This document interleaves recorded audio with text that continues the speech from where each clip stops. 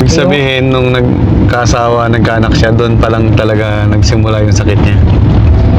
Oo. Anong ginawa nung asawa niya? No? Wala, hindi niya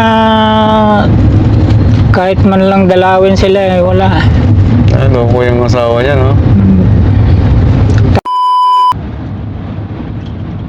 Laban ng biyahe natin tayo, ano tayo? Oo nga po eh. Kumusta naman po kayo? Ayos lang naman, aywan ko lang. Follow mo man ang end. Sure. Si Charmaine, kumusta? Ayaw naman sumagot. Napagod si Ate Charmaine, ah.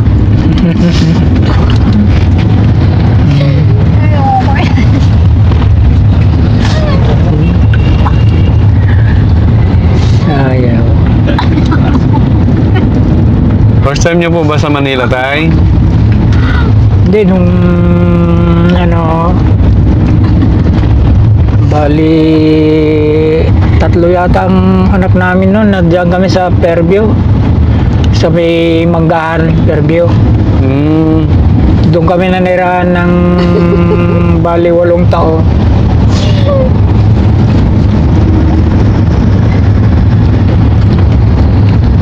Matagal ka pala dito sa Manila. 8 years pala, no? Medyo rin kasi dito naman sa Manila maraming trabaho sa construction, pwedeng papasukan.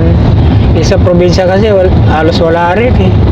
Saka mura ang sahod.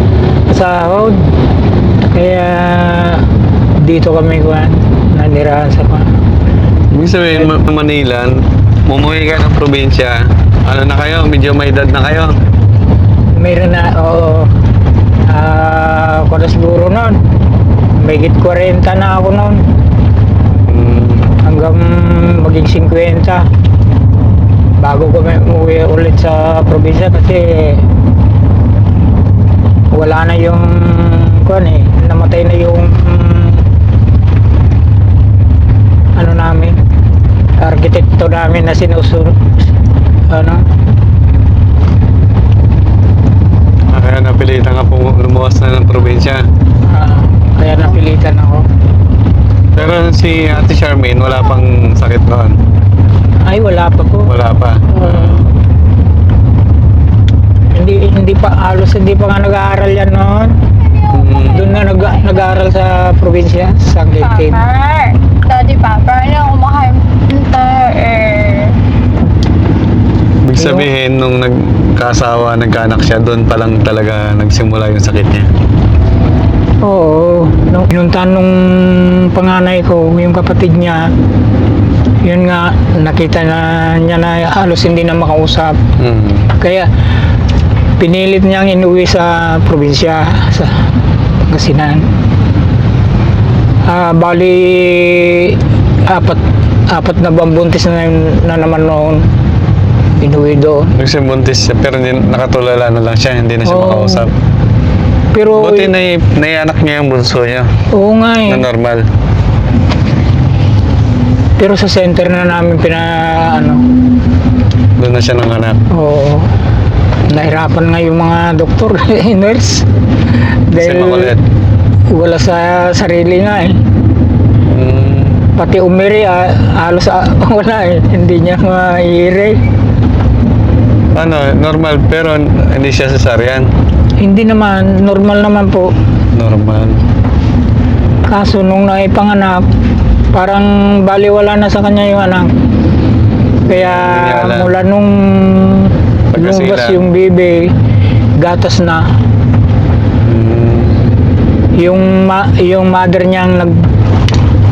nag-alaga na noon. Ano pangalan ng bunso niya? Silok? Lolo. Bait nila. Ay, yun naman, nung naipanganak niya yung yung pangalawa, Anong ginawa nung asawa niya? No? wala, hindi niya kahit man lang dalawin sila, wala. Loko yung asawa niya, no? So, yun tayo. Nandito na tayo sa harapan ng paggamutan. So, handa na kaya tayo? Oo naman. Opo, okay. Para kay Ate Charmaine, ano? Opo. Para gumaling na si Charmaine. Sige po, mag-pray lang po tayo, no? Sana maging maayos po ang lahat.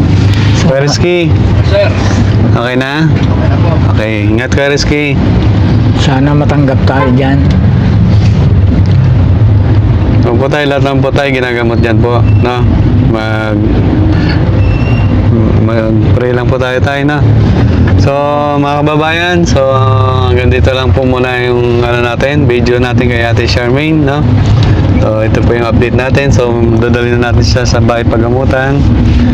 At bawal po ang video sa loob, kaya tayo po ay susunod para hindi po tayo magkaroon ng aberya. So, in behalf of Daddy Frankie, si Daddy Frankie po ay may nais muna po, no? So, kami muna po ni Kuya Chano, Kuya KJ27 at Kuya Rizky at ng iba po nating kasamahan ng mag-a-assist kay Ate Charmaine. So, pansamantala, hanggang dito muna po ang ating video. Maraming salamat po. Mamaya po ulit, mga kababayan, tabayaran niyo po ang maging update kay Ate Charmaine. So, maraming salamat po, mga kababayan.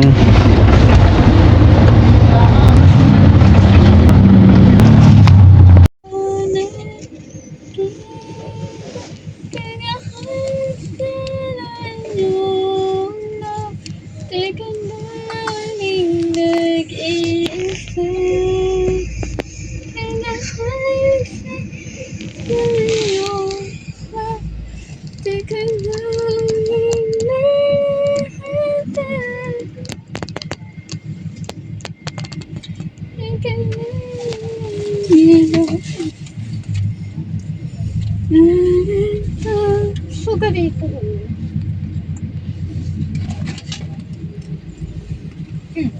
Alam mo, yung beses nga eh.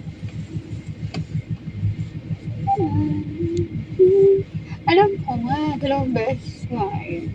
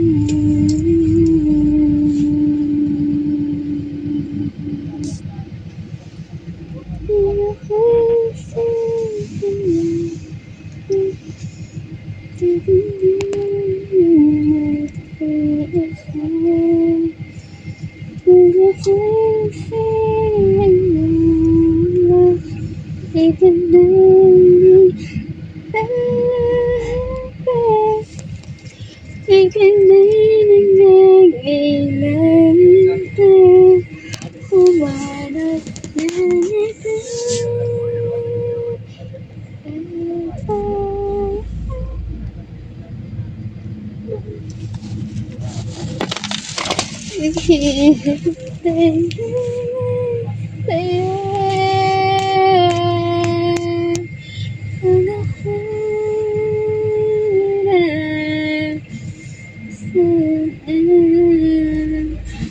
ko, Lendy. Yung po.